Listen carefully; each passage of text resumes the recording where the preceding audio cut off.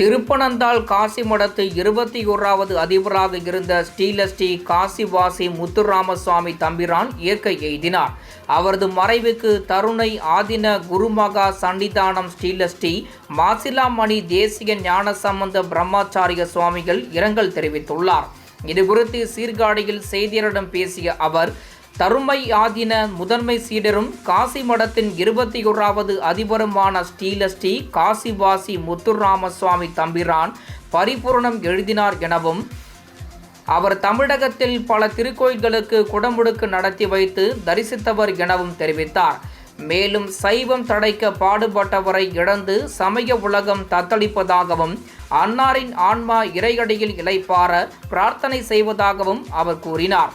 அன்னார் விட்டு சென்ற பணிகளை பின்தோன்றலான சின்ன தம்பிரான் செய்வதற்கு செந்தமிழ் சொற்களின் திருவருளை சிந்திப்பதாக அவர் குறிப்பிட்டார்.